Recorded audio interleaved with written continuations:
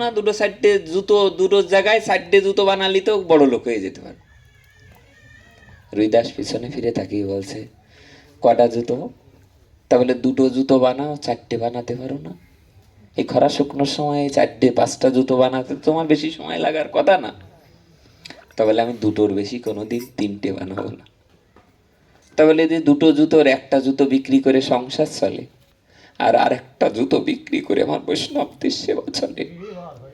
তাহলে দুটোর জায়গায় তিনটে জুতো বানালে তো ওই টাকাটা রেখে দিতে পারো। যেদিন বৃষ্টি হবে, সেদিন সূর্য না উঠবে, যেদিন শীতের সময় সূর্য না উঠবে, সেই দিন তো এই জুতোগুলো দিয়ে তুমি সংসারটা চালাতে পারবে। রুইদাস বললেন, আমি দুটোর জায়গায় তিনটে বানাবো না। বলে, যদি দুদিন বৃষ্টি হয়ে পড়ে থাকে, ওই 2 দিন তো জুতো বানাতে পারবে না, সংসার চলবে কি করে? রুইদাস বললেন, ওদিন আমি না খেয়ে থাকবো, তবে আমি ওই ওই ওই 2 দিন আমি হরিনাম অমৃত সেবা করব। খেতে যদি হয় হরিনাম সেবা করব। আরে হরিদাস ঠাকুর তাই যদি না হতো, তাহলে দিনের পর দিন তুলসী পত্র আর জল পান করে 3 লক্ষ নাম করতে পারতো না। পারত কি? গ্রন্থ পড়ে দেখবে জীবনীতে হরিদাস ঠাকুরের, যে হরিদাস ঠাকুর কি সেবা করতেন। মাথা মুন্ডন করে বেশ্যা গণিকা তুলসীকে যখন রেখে গেলেন নিশে হলো বেনাপোল পাটবাড়িতে, গণিকা কাঁদতে লাগলেন, দুলাই দূষরিত হয়ে কাঁদতে কাঁদতে হরিদাস ঠাকুরকে যেয়ে বললেন, ঠাকুর তুমি চলে যাচ্ছ ঠাকুর, আমি কি করে এই জঙ্গলের মধ্যে থাকবো? হরিদাস ঠাকুর বললেন, লক্ষণ যেমন সীতাকে বাঁচাবার জন্য গন্ডি দিয়ে দিয়েছিল, আজ আমি তোমাকে রক্ষা করবার জন্য হরিনামের গন্ডি দিয়ে গেলাম। এই পৃথিবীর এমন কোন শক্তি নেই আমার গণিকাকে টেনে ইসড়ে নামাতে পারে। হরিনামের বেড়া দিয়ে গেলাম তোমার জন্য। বলে, সীতাকে তো রাবণ হরণ করেই নিয়েছিল, নাকি মিথ্যা? কিন্তু গণিকাকে, কারণ কলিকাল তো নামের শক্তি। কি অপূর্ব কথা এটা হলো, আমি অবাক হয়ে গেলাম। শ্রী গুরুদেবের কৃপা।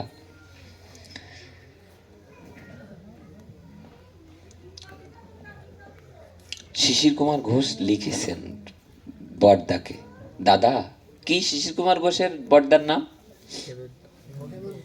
হেমন্ত বাবু। শ্রী গুরুদেব বলতেন বসন্ত কুমার। এখন গ্রন্থে দেখছি হেমন্ত কুমার।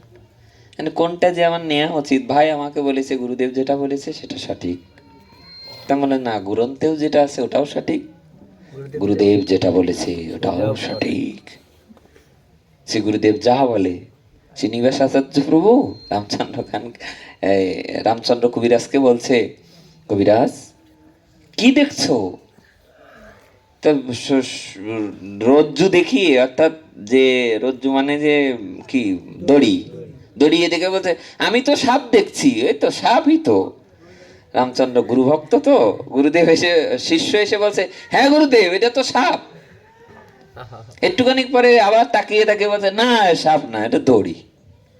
কবিরাজ এসে বলছে, হ্যাঁ না গুরুদেব এটা দড়ি।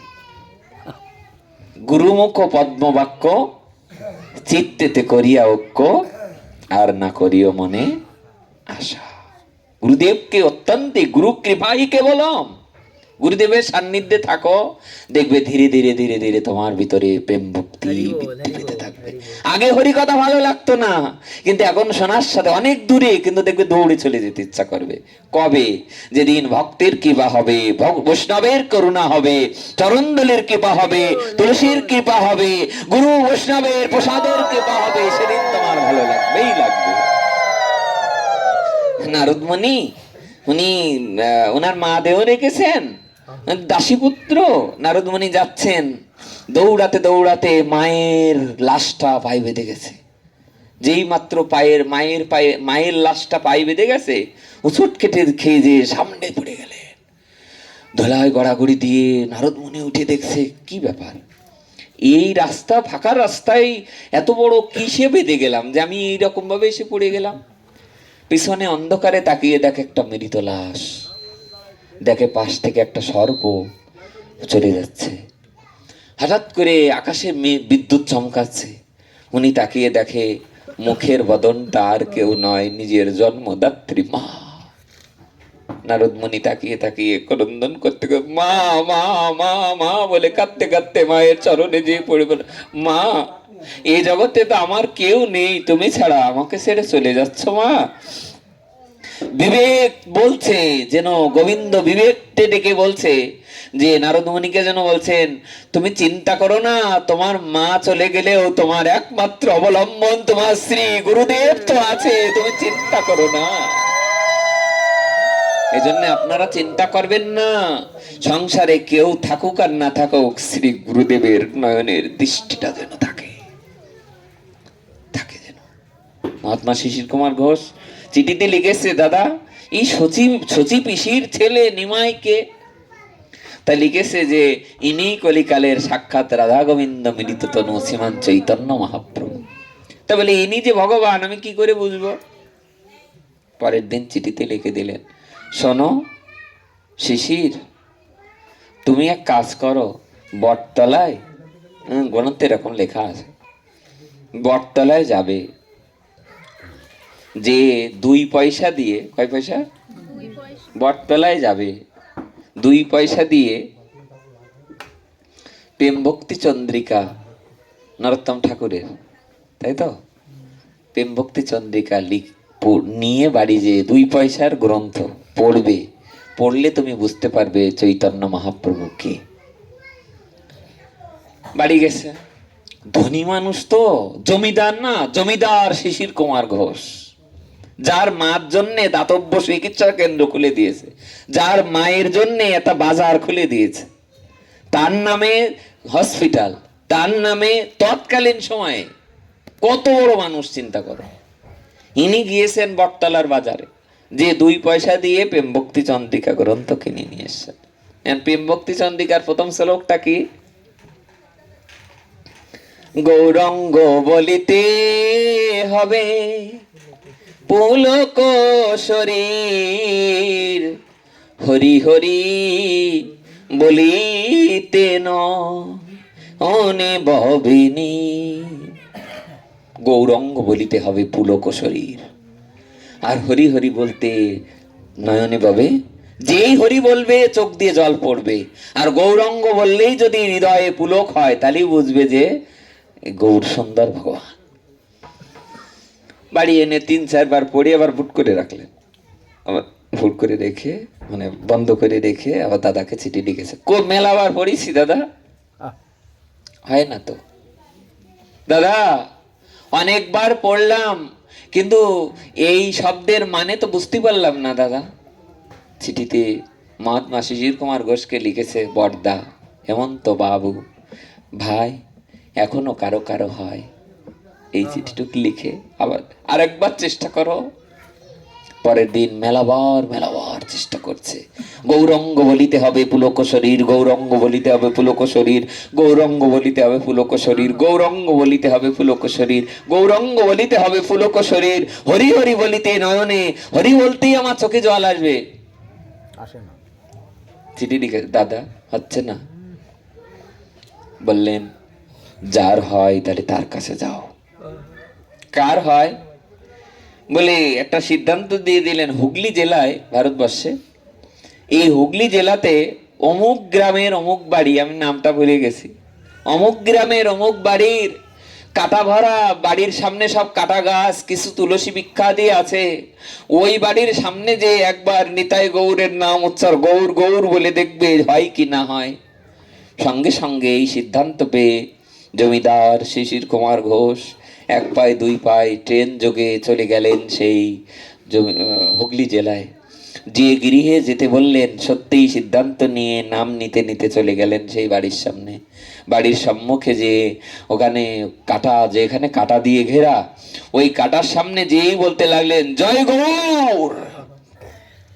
যেই মাত্র জয় গৌর নাম উচ্চারণ করলেন, সঙ্গে সঙ্গে ওই গৃহের মধ্যে যে ব্যক্তিটার নাম বলেছিলেন, ওই ব্যক্তিটা সঙ্গে সঙ্গে গৌর নাম শোনার সাথে সাথে দরজা খুলে ওই কাটার উপর দিয়ে লম্ফ লাভ দিয়ে চলে আসলেন এই পারে। এসে ওনার চরণের সামনে এসে ধুলায় লুটোপুটি কেটে কেটে বললেন, কে বন্ধু, কে ভাই, তুমি আমার প্রাণনাথ গৌরের নাম শোনালে, কে তুমি, কে তুমি, এসো এসো আমার বুকে এসো।